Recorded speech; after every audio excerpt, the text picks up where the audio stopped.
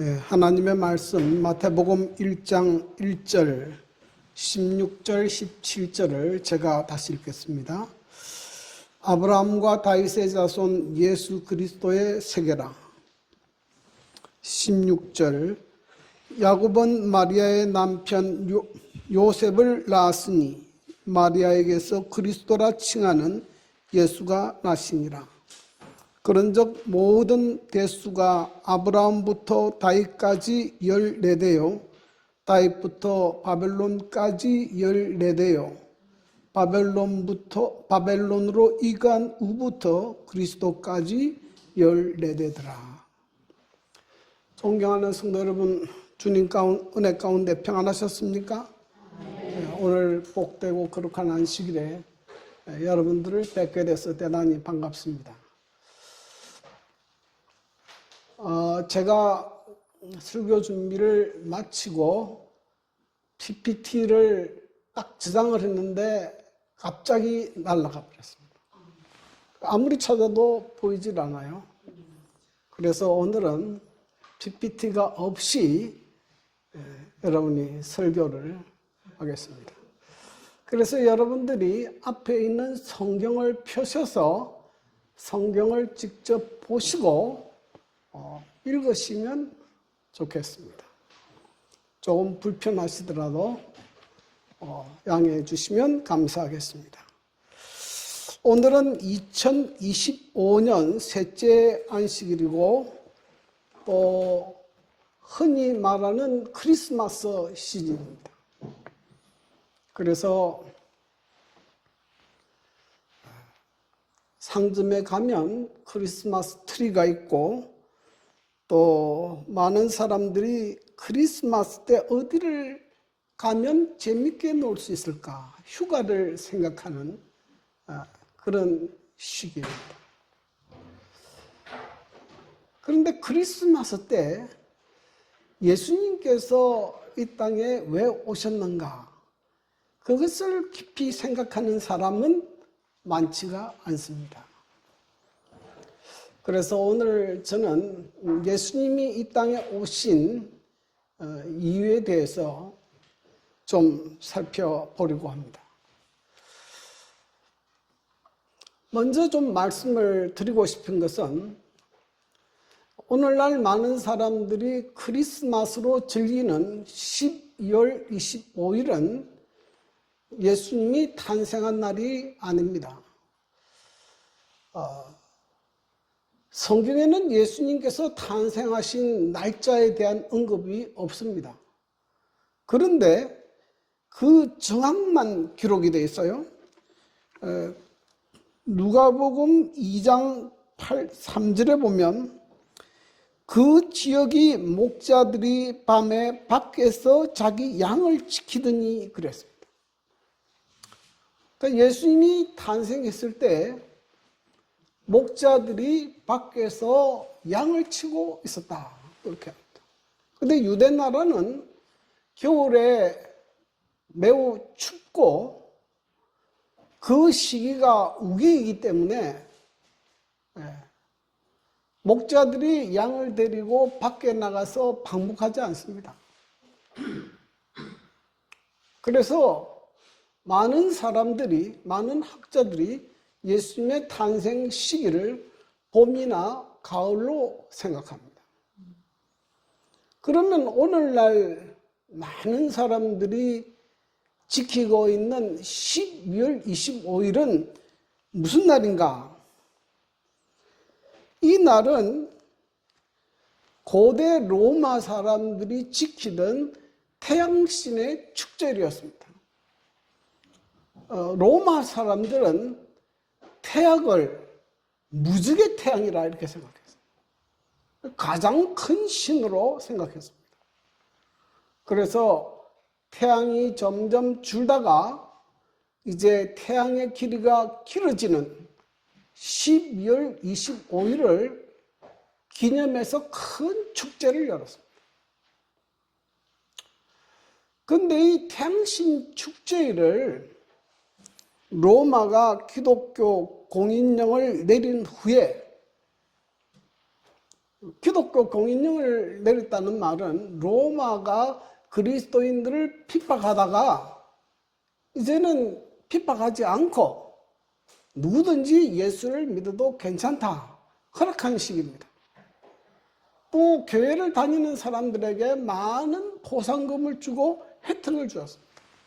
그렇게 많은 이교의 사람들이 기독교로 들어오는 이런 시기에 AD 336년에 로마 카톨릭에서 12월 25일을 성탄일로 이렇게 공식화했습니다. 그때부터 온 교회가 12월 25일을 성탄절로 지키게 된 것입니다. 그러나 초대교회는 AD 3세기가 될 때까지 성탄일을 지키지 않았습니다. 이런 이유로 저희 교회에서는 성탄일에 특별한 예배를 드리지 않습니다. 저희 교회가 성탄일이라고 해서 12월 25일에 예배를 드리지 않는 큰 이유는 첫째로 그날이 예수님이 탄생하신 날짜가 아니고 성경에 어디에도 예수님께서 자기의 태어난 날을 지키라, 경배라는 말이 없습니다. 없어요. 그래서 특별히 저희 교회를 처음 나오시는 분들이 혹시 오해할까봐 제가 미리 설교하는 겁니다. 제가 대구에 목회할 때에 한 50대 아주머니가 저희 교회에 열심히 출석했는데 크리스마스 때 교회에 왔었어요. 근데 예배를 드리지 않으니까 실망을 하고 떠나갔습니다. 그래서 미리 제가 그 이야기를 드리는 겁니다. 그러나 예수님께서 탄생하신 날짜는 명확하지 않지만은 예수님께서 탄생하신 것은 역사적인 사건이기 때문에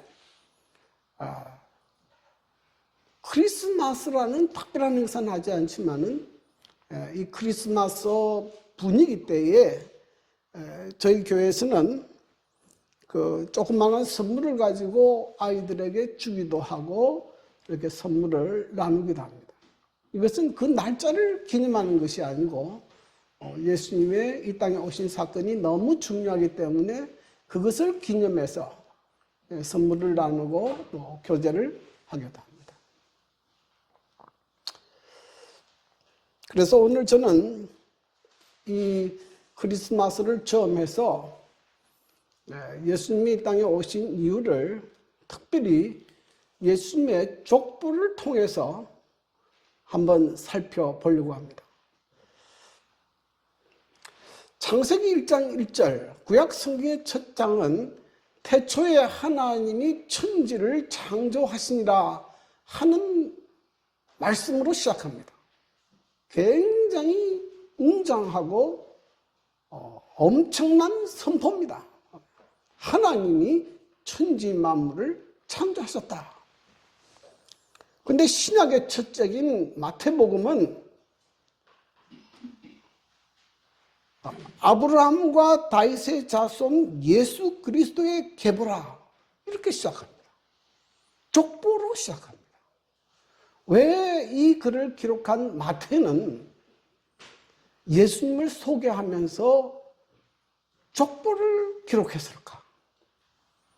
여러분 성경을 읽다가 제일 지루한 부분이 어딥니까? 족보입니다. 족보는 내용이 없어요. 누가 누구를 낳고 누가 누구를 낳고 이 이야기뿐입니다. 지루해요. 그런데 이 지루한 이야기를 마태는 왜 그 서두에 기록했을까 하는 겁니다. 유대인들에게 있어서 족보는 굉장히 귀중합니다. 왜냐하면 족보를 통해서 유대인들은 그 사람의 혈통이 누구인지를 이제 확인합니다. 이 사람이 누구냐? 그리고 또 하나 중요한 것은 이 사람이 자격이 있느냐? 유대인들은 예를 들면 제사장이 되고 싶다. 아무나 되는 게 아닙니다. 아론에게 속한 사람만 제사장이 될 수 있어요. 아론의 자손만. 그러니까 이 사람이 아론의 자손인가 아닌가 따지는 거예요. 근데 지금 마태가 아브라함과 다윗의 자손의 계보를 들고 나온 이유는 하나님께서 메시아는 아브라함과 다윗의 자손으로 오신다고 예언하셨기 때문에 그래요. 그러니 예수님은 바로 하나님께서 말씀하신 그 메시아라는 것을 입증하기 위해서 그것을 이제 서두에 기록한 것입니다. 이 족보에서 우리가 이제 찾아낼 수 있는 첫 번째 교훈은 예수님의 족보는 하나님께서 인간의 몸을 입고 이 땅에 오신 것을 증거한다 하는 것입니다. 다시 말하면 예수님께서 이 땅에 오신 사건은 역사적인 사실이다. 족보는 무슨 기록입니까? 족보는 역사적 기록이에요. 누가 언제 누구를 낳았다 기록합니다. 그래서 예수의 탄생은 신화가 아니라는 거죠. 신화가 아니다. 우리나라에도 이 당군 신화가 있습니다. 우리나라가 어떻게 설립됐는가 당군 신화가 있어요. 그 내용은 어떤가 하면 하늘의 신인 한웅이 자기의 아들 환인에게 이 나라에 내려가서 다스리도록 했어요. 그래서 이 한인이 좀 어렵습니다. 보니까 태백산에 있는 신단수에 신시를 베풀고, 말이 어렵잖아요. 한인이 하늘에서 내려와 가지고 태백산 신단수에서 이제 정치를 했습니다. 다스렸는데 그때 곰하고 호랑이가 사람이 되게 해달라고 와서 빌었어요. 그러니까 한인이 쑥과 마늘을 주면서 이것을 먹고 100일 동안 동굴에 숨어 있다가 햇빛을 안 보면 사람이 된다 했는데 호랑이는 성질이 급해서 빨리 나와버렸고 그게 사람이 안 됐고 곰은 21일 동안 미련하게 참고 있다가 여자로 변해서 그 여자하고 결혼해서 아이를 낳았는데 그것이 당군왕검이고 그것이 고조선을 창설했다. 이 신화입니다. 신화예요. 신화하고 역사는 어떻게 다른가 하면 신화는 그 시간이나 장소나 인물이 불분명해요.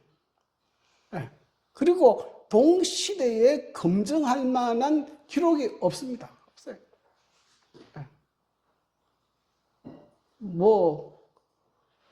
어떻게 그 신화예요. 근데 예수님의 탄생은 분명 역사적 사건이다. 성경은 예수님이 탄생한 그 날짜는 기록하지 않았지만 그 탄생 시간까지 나와요.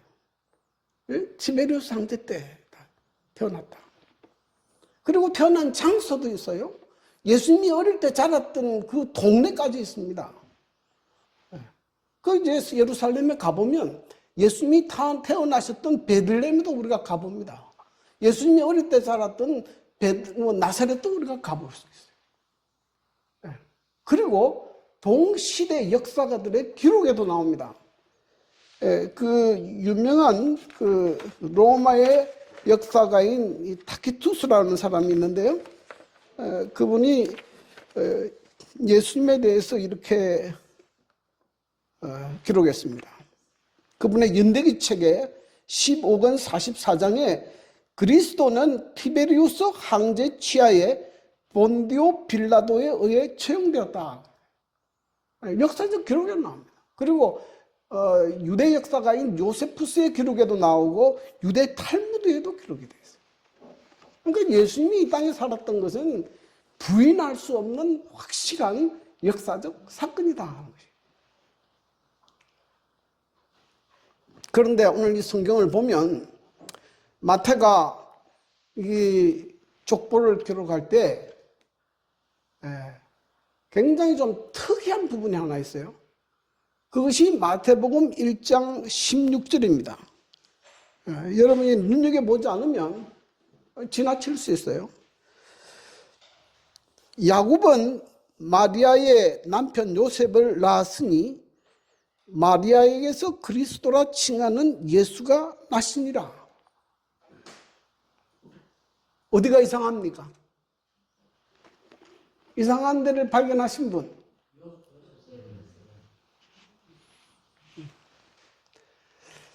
유대인들은 족보를 기록할 때 언제나 남자를 중심으로 기록합니다. 그래서 족보에는 여자나 이방인의 이름은 기록하지 않아요. 남자 그리고 그 집안의 장자들의 이름을 주로 기록합니다. 그래서 마태복음 1장 2절에 보면 이렇게 기록하죠. 아브라함이 이삭을 낳고 이삭은 야곱을 낳고 야곱은 유다와 그의 형제를 낳고 이렇게 나옵니다. 아주 특별한 경우 이스라엘의 민족의 이름을 빚는 여자들이 있으면 그런 사람은 여자라도 이름에 넣어요. 그런데 그럴 때는 어떤 식으로 기록하는가 하면 이렇게 기록합니다. 3절에 보면 유다는 다말에게서 베레스와 세르를 낳고, 그러니까 언제나 무슨 이름이 앞에 나옵니까? 남자 이름이 앞에 나오고 그 다음에 여자 이름이 나오고 그 다음에 자녀 이름이 나옵니다. 그런데 마태복음 1장 16절에 가보면 야곱은 마리아의 남편 요셉을 낳았으니까지는 됐어요.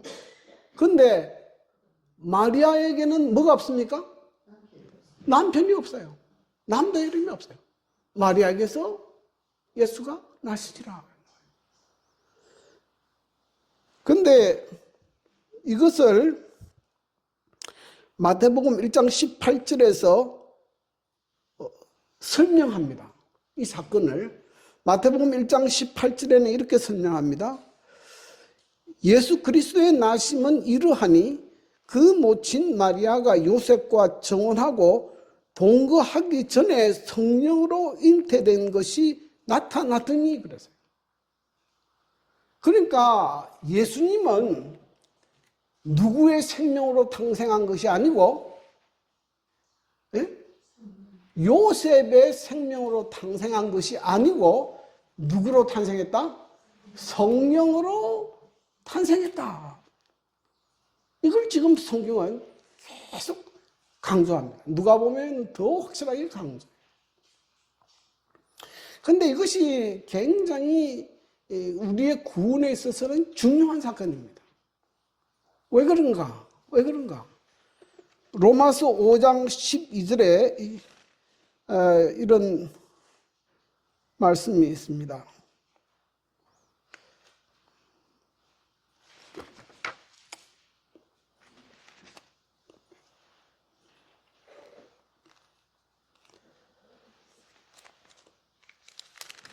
로마서 5장 12절 제가 좀 찾아서 읽을게요.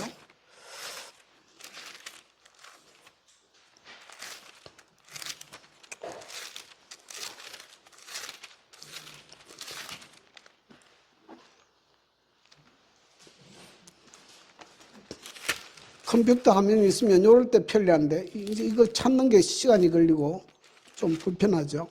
로마서 5장 12절 이러므로 한 사람으로 말미암아 죄가 세상에 들어오고 죄로 말미암아 사망이 왔나니 이와 같이 모든 사람이 죄를 지었으므로 사망이 모든 사람에게 이르렀느니라. 여기 성경에 보니까 한 사람으로 말미암아 뭐가 들어오고 죄가 들어오고 죄로 말미암아 뭐가 들어왔습니까? 사망이 왔는데 이와 같이 모든 사람이 뭘 지었으므로? 죄를 지었으므로 사망이 모든 사람에게 이르렀다 그러죠. 그러니까 아담의 범죄로 인해서 모든 사람이 다 죄인이 됐고 그 결과로 모든 사람이 사망에 이르게 됐다. 그러니까 이 말씀을 보면 이 세상에 태어나서 죽는 사람은 다 무슨 사람이에요? 다 죄인이죠. 다 죄인입니다. 여러분, 죄인이 죄인을 구원할 수 있습니까? 죄인은 죄인을 구원할 수 없어요. 물에 빠져 죽는 사람이 어떻게 또 물에 빠져 죽는 사람을 구원합니까? 네? 그러니 여러분, 죽은 사람을 구세주로 믿는 사람만큼 어리석은 사람이 없어요. 네? 요즘에 문제가 되는 문선명이, 내가 깜짝 놀란 게 문선명이 우리나라는 유명하지 않는데 일본이나 외국에는 굉장히 유명하다 그래요. 많은 사람이 구세주를 믿는다 그래요. 아니, 죽어갖고 지금 쓰고 있는데 그걸 무세주로 믿어요. 또 안상홍이도 또 구세주라 그래요. 그 죽은 사람을 했는데 또 그 둘째 부인을 또 하나님이라 그래요. 희한한 교회도 있어요. 네? 석가모니 아주 훌륭한 분이지만 살았습니까? 죽었습니까? 죽었어요. 공자 죽었습니까? 살았습니까? 죽었어요. 마호메트 살았습니까? 죽었습니까? 죽었어요. 저는 직접 공자 무덤도 가봤어요. 여러분이 죽는 사람은 죄인이고 결과적으로 뭐 할 수 없습니까? 구원할 수 없어요. 그러므로 예수님은 성령으로 잉태하셨고요. 성령으로 잉태하셨으니 그는 무슨 생명으로 태어난 것입니까? 그는 하나님의 생명으로 태어난 것이에요. 그래서 예수님을 뭐라고 부르는가 하면은 하나님의 아들이라 그래요. 하나님의 아들. 누가복음 1장 35절 천사가 대답하여 이르되 성령이 내게 임하시고 지극히 높으신 이의 능력이 너를 덮으시리니 이러므로 나실 바 거룩한 이는 하나님의 아들이라 일컬어지리라. 예수님은 혈통적으로는 아브라함과 다윗의 자손으로 나오셨지만 생명적으로는 하나님의 생명으로 일어났습니다. 오셨어요. 그래서 그분은 뭡니까? 하나님의 아들이시다. 하나님의 아들이시다. 그래서 그분은 뭐 할 수가 있습니까? 생명을 주실 수 있어요. 생명을 주실 수 있습니다. 요한일서 5장 11절 12절 또 증거는 이것이니 하나님이 우리에게 영생을 주신 것과 이 생명이 그의 아들 안에 있는 그것이니라. 아들 안에 아들이 있는 자에게는 생명이 없고 하나님의 아들이 없는 자에게는 생명이 있느니라. 그는 하나님의 아들이시고 생명이 있기 때문에 우리에게 다시 뭘 줄 수 있습니까? 영원한 생명을 주실 수 있다. 성경은 그렇게 이야기합니다. 만약에 예수님이 요셉의 아들로 태어났으면 우리를 구원할 수 없어요. 지금 마태는 이 예수님에 대하여 기록하면서 가장 중요한 부분에 예수는 단지 육신적으로 혈통적으로 다윗의 자손이 아니시고 누구이시다? 하나님의 아들이시라는 것을 증거하고 있는 것입니다. 두 번째로 이 예수님의 족보에서 우리에게 가르쳐주는 중요한 진리는 예수님은 하나님께서 약속하신 메시아이시다 하는 거예요. 하나님께서 메시아에 대한 약속을 언제 하셨는가? 하나님께서 메시아에 대한 약속을 에덴 동산에서 인간이 범죄한 직후에 발표하셨어요. 그것이 뭐냐면은 창세기 3장 15절입니다. 네. 창세기 3장 15절. 내가 너로 여자와 원수가 되게 하고 너의 후손도 여자의 후손과 원수가 되게 하리니 여자의 후손은 내 머리를 상하게 할 것이요 너는 그의 발꿈치를 상하게 할 것이니라. 이 성경절을 원복음이라고 해요. 성경에 나와 있는 가장 첫 번째 복음, 가장 중요한 소식. 여기에 누가 나옵니까? 아주 중요한 단어가 나오는데 무슨 단어가 나옵니까? 여자의 후손이라는 말이 나와요. 여자의 후손은 뭡니까? 여자의 후손은 사람이라는 말이에요. 사람. 여자의 후손이니까 사람이죠. 사람 가운데 뭐 하겠다는 것입니까? 메시아를 보내겠다는 거예요. 그런데 그가 어떤 일을 할 것인가 하면은 뱀의 머리를 상하게 할 것이다. 마귀를 죽인다는 말이에요. 그리고 마귀에게 포로된 내 백성을 구원할 자를 보내시겠다 약속을 했어요. 창세기 3장 15절. 네. 그리고 이 약속은 2000년이 지난 다음에 아브라함에게 다시 주어집니다. 성경 창세기 22장 18절. 또 내 씨로 말미암아 천하 만민이 복을 받으리니 이는 내가 나의 말을 준행하였습니다 하셨다. 하나님께서 아브라함을 택하시고 아브라함의 후손 가운데 천하 만민이 복을 받을 메시아를 보내시겠다 약속했어요. 여기 천하 만민이라고 했는데 영어 성경에는 all the nations of the earth 이렇게 했어요. 온 세상의 모든 나라들이 복을 받겠다. 메시아에 대한 약속입니다. 그리고 1000년이 지난 다음에 다윗에게 다시 약속이 주어집니다. 사무엘하 7장 16절. 내 집과 내 나라가 내 앞에서 영원히 보존되고 내 왕위가 영원히 견고하리라 하셨다 하라. 하나님께서 다윗에게 내 나라와 내 왕위가 영원히 견고하게 하겠다 약속을 했어요. 그리고 이사야 9장 6절 7절에 보면 이런 또 예언이 있습니다. 이는 한 아기가 우리에게 낳고 한 아들을 우리에게 주신 바 되었는데 그 어깨에는 정사를 메웠고 또 다윗의 왕자와 그의 나라에 군림하여 그 나라를 굳게 세우고 지금 이후로 영원히 정의와 공의로 그것을 보존할 것이라. 그러니까 하나님께서 다윗의 자손 가운데 한 왕을 세워서 그로 하여금 온 세상을 공의롭게 정의롭게 다스리게 하겠다. 그러니까 메시아는 누구의 자손으로 옵니까? 다윗의 자손으로 옵니다. 다윗의 자손. 그래서 이 마태가 예수님이 어떤 분인 걸 설명하기 위해서 뭐냐면은 첫 글자가 이렇게 시작합니다. 아브라함과 다윗의 자손 예수 그리스도의 세계라. 예수님이 그 아브라함과 다윗의 자손으로 오신 분이다. 오신 분이다. 근데 그것을 뭐 조금 어려운 이야기도 하겠지만은 그것을 세 부분으로 나눠서 설명합니다.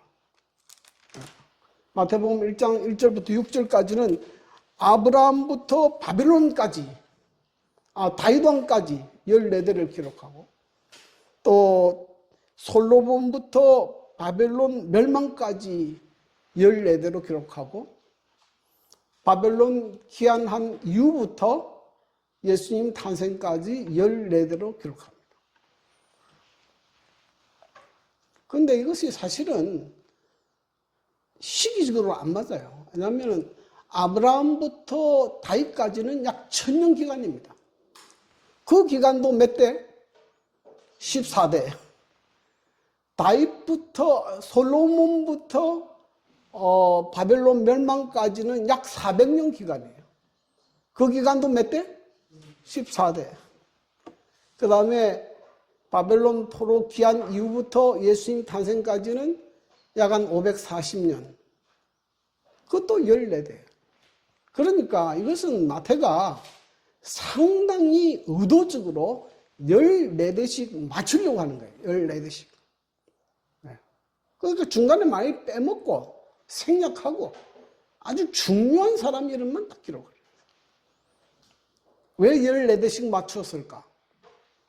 뭐 때문에 그랬을 것 같아요? 이 14라고 하는 숫자는 다윗의 히브리음을 그 알파벳들 숫자로 환산하면 14가 나와요. 14. 그러니까 지금 마태는 이거를 기록하면서 뭘 지금 강조하는 것입니까? 예수님은 누구의 자손이다? 다윗의 자손으로 오신 분이다. 그걸 강조하기 위해서 이렇게 기록한 거예요.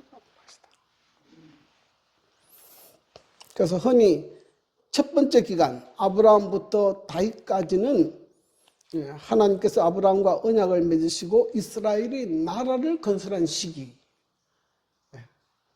그러니까 이스라엘이 번창한 시기입니다. 두 번째 시기는 솔로몬부터 바벨론 포로 잡혀갈 때까지의 기간은 이스라엘의 쇠퇴기입니다. 왜 이스라엘 백성이 쇠퇴했는가? 솔로몬 왕 때부터 이스라엘 백성이 하나님을 떠나서 우상 숭배에 빠졌어요. 자꾸 우상 숭배하고 나쁜 짓 하고 그렇게 하다가 마침내 기원전 586년에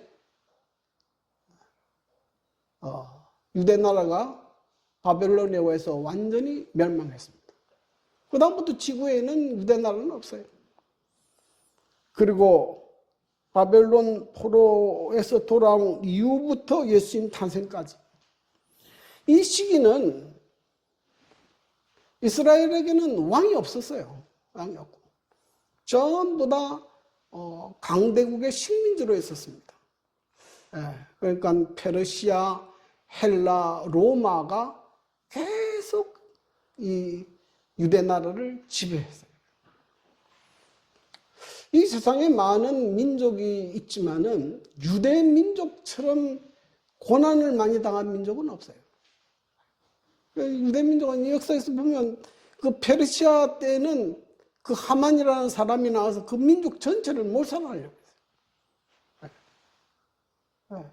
헬라 때도 그렇고 안티오쿠스 에피파네스가 나와서 그 굉장히 성전을 더럽힌 일이 있고요. 로마 치하에도 그렇고 계속 고통당합니다. 그런데 유대인들은 그렇게 많은 고난을 당하면서도 그 고난을 이겨냅니다. 뭐 때문에 그랬어요? 뭐 때문에 이겨냅니까? 그들에게는 메시아 대망사상이 있어요. 아무리 고난을 당해도 뭐 하면? 메시아가 오시면, 메시아만 오시면 이 모든 어려움은 끝나고 그 우리나라를 독립시킬 것이고 최고의 부강한 나라로 만들 것이다. 이 희망 때문에 그들은 그 어려움을 견뎠어요. 그래서 사람은요, 희망이 있으면 아무리 현실적으로 어려워도요, 견딜 수 있어요. 근데 그 가장 어렵고 힘든 시기의 끝에 마침내 누가 오셨다는 것입니까? 예수님이 탄생하셨다. 그래서 마태는 무엇을 강조하는가 하면 하나님께서 약속하신 대로 메시아를 이 땅에 보내셨음을 강조하고요. 그래서 예수님께서 어떻게 다윗의 자손인지를 자세히 설명하는 것입니다. 그러니까 이 족보가 필요한 거예요. 갈라디아 4장 4절에 때가 참에 하나님이 그 아들을 여자에게 나게 하시고 했어요. 그래서 우리 눈에 보일 때는 정말로 암담하고 하나님이 계시지 않은 것 같고 정말 하나님께서 우리의 기도를 응답하시지 않는 것처럼 보일 때라도 때가 차면 하나님의 약속은 뭐 한다고요? 반드시 이루어진다. 반드시 이루어진다.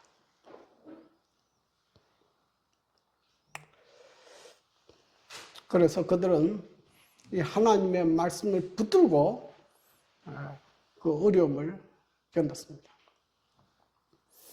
그러므로 여러분들도 언제나 하나님의 말씀을 붙들고 신앙을 하시기를 바랍니다. 하나님의 말씀에 있으면 확실한 거예요. 하나님의 말씀이 없으면 그 없는 것이에요. 없는 것이에요. 시간이 좀 많이 갔지만은 짧은 이야기 하나 하면 제 아는 분 가운데 좀 독특한 분이 있는데 이분은 하여간 성경 공부를 해서 일반 장로교에 다니다가 안식일교회로 개종을 했어요. 집 전체가 개종을 했습니다. 근데 개종을 했는데 그 교회에 들어와서 그 교인과 좀 다툼이고 불화가 생겼어요. 근데 그래서 이분들이 다시 장로교로 돌아가 버렸어요. 그런데 그 집의 장남, 그 집은 딸이 뭐 5인가 있고 아들 하나밖에 없는데 그 집의 장남이 나는 못 간다 그랬어요. 나는 못 간다.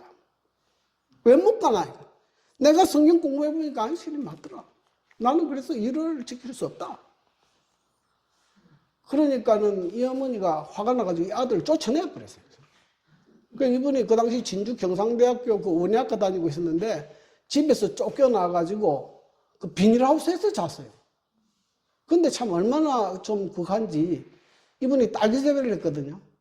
딸기를 딱 거둘 때 오면 그 자기 그 딸들을 다 데려와가지고 딸기밭을 쑥밭으로 만들고 버려요. 하나도 못 거두게 하는 거예요. 그렇게 괴롭혔어요. 그래도 이분이 자기 신앙을 포기하지 않았어요. 포기하지 않았어요. 그래가지고 이분이 뭐 딸기도 하다가 안 되니까 나중에는 이제 벌도 키웠어요. 벌 키우고 그 우리 교인들하고 벌 키우러 막 돌아다니는데 나이가 뭐 30 몇 살 됐는데 장가도 못 가고 그러다니까 이 벌 키우는 사람이 중매를 했어요. 그래서 처지가 비슷한 여자를 하나 골라가지고 중매를 했는데 그래가지고 이분이 신혼살림을 어디서 시작했는가 하면 한 상경 교수님이 준 그 땅에다가 비닐 천막을 쳐놓고 신혼살림을 시작했어요. 그런데 그 부인이 그 남편 보고 그러지 말고 신학을 공부를 좀 해라. 그러니까 이분이 이제 삼육대학교 신학대학원을 편입을 했어요. 경상대학 졸업했으니까. 대학원까지 졸업했죠. 그래가지고 이제 목회를 했는데 나중에 어떻게 됐냐. 이 집이 제일 잘 됐어요. 이 집이. 그 아들이 한국 삼육을 졸업했는데 현장에서 서울 삼육, 아니 한국 삼육 재학생 중에 서울대 의대를 바로 들어가는 얘밖에 없어요. 지금 그 와이프 되는 애도 좀 같은 대학 출신이죠. 그래가지고 나중에 가보니까는 그 집 딸려서 있었던 집 아닙니까? 다 못 사는데 이 목사님 집이 제일 잘 사는 거예요. 그래가 나중에 그 아버지도 막 다 우리 교회 개종해서 침례를 다 받아버렸어요. 여러분, 하나님의 말씀에 위력이 있는 것이지 아무리 사람이 많이 다니고 뭐 떼그로 다닌다 하더라도 그것이 하나님의 말씀에 기초하지 않으면 그건 다 무너집니다. 무너져요. 그래서 여러분 하나님의 약속 위에 여러분의 신앙을 세우게 되기를 바랍니다. 예수님께서 이 땅에 약속대로 초림하셨고 다시 뭐 하실 것입니까? 재림하실 것입니다. 우리는 이 재림의 약속을 믿고 삽니다. 믿음으로 잘 신앙생활을 하시기를 바랍니다. 세 번째로 이 족보에서 보여주는 것은 하나님의 은혜를 보여줍니다. 이 마태복음 1장에 보면 아까 처음 말씀드린 것처럼 유대인들은 족보에 남자만 기록하고 여자 이름을 기록하지 않는데요. 이 족보에는 누가 나오는가 하면 여자 이름이 나와요. 여자가 5명이 나오는데 그냥 대표적으로 보면 다말이라는 여자가 나오고 또 라합이라는 여자가 나오고 롯이라는 여자가 나오고 또 우리아의 아내라는 여자가 나옵니다. 아까 전에 말씀드린 것처럼 족보에 기록하려면 좀 이렇게 좀 빛나는 사람이고 자랑스러운 사람이라 기록해야 되지 않습니까? 근데 다말은 어떤 여자인가 하면 유다의 며느리인데 이 며느리가 시아버지하고 통간해서 아들을 낳은 여자예요. 부끄러운 여자입니까? 자랑스러운 여자입니까? 부끄러운 여자예요. 부끄러운 여자죠. 그렇지 않아요? 네. 그 바세바는 누구의 아내였습니까? 우리아의 아내였는데 다윗 왕과 간음하고 또 아이를 낳았어요. 부끄러운 여자예요. 그러니까 마태는 왜 이렇게 부끄러운 여자를 기록했을까? 그 다음에 또 라합은 누굽니까? 네. 이방 여자예요. 기생이고 그 이방 여자예요. 롯도 이방 여자예요. 왜 이런 사람의 이름을 예수님의 족보에 기록했을까? 그 다음에 남자들도 나오는데요. 남자들도 보면 거기 뭐 아브라함이 나오는데 아브라함도 별로 신통치 않아요. 아브라함도 믿음이 되게 좋은 것처럼 나오지만은 아브라함도 어음당하니까 부인도 자기 누구라고 속였습니까? 우리 동생이다. 좀 비겁하잖아요. 우리 동생이다. 예, 하나님께서 아들을 주신다 해도 못 믿어가지고 하갈을 첩으로 얻은 사람이죠. 다윗은 어떤 왕이에요? 그는 살인한 사람이고 간음한 사람이고 뭐 죄가 많아요. 그 특이한 일은 므낫세라는 사람이 나오는데 이 사람은 이스라엘에서 가장 악한 왕이에요. 무려 55년을 통치했는데 우상 숭배하고 자녀를 불살르고 또 그 많은 어려운 사람들을 죽인 사람이에요. 근데 이 사람은 어떻게 했는가 하면 바벨론의 포로로 끌려가서 극적으로 감옥에 세게 해요. 이 사람들 다 누굽니까? 전부 죄인인데 하나님의 은혜로 뭐한 사람들이에요? 회개하고 구원 얻은 사람들. 이 족보를 예수님께서 가르쳐 주시는 이유는 예수님께서 뭐 하러 오셨다고요? 예. 마태복음 9장 13절에 나는 의인을 부르러 온 것이 아니요 뭐를 부르러 왔다? 죄인을 부르러 왔다. 예수님은 죄인을 부르러 왔어요. 예수님께서 왜 이 땅에 태어나실 때 왕궁에 태어나지 않고 말구유에 태어났을까? 뭐 때문에 그랬습니까? 가장 낮은 사람도 구원하려고. 여러분, 가난한 사람은요, 부자가 하는 무슨 말을 들어도 위로가 안 돼요. 그렇지 않습니까? 그런데 나보다 더 어려운 사람이 하는 이야기는 상당히 위로가 돼요. 예수님이 가장 가난하게 오신 것은 누구를 구원하려고? 가장 가난하고 연약한 사람을 구원하기 위해서. 그래서 이 땅에 가난하게 오셨습니다. 마태복음의 족보를 통해서 마태는 예수님께서는 하나님께서 인간을 몸을 입고 이 땅에 오신 분이요, 또 약속대로 오신 메시아요, 죄인을 구원하러 오신 구세주라는 사실을 아주 분명하게 우리에게 보여주고 있습니다. 우리는 이 예수님을 믿습니다. 따라갑니다. 여러분, 이 예수님을 잘 믿고 믿음 안에서 주님 오실 때까지 승리하게 되고 주의 은혜 가운데 평안하게 살게 되기를 간절히 바랍니다. 아멘.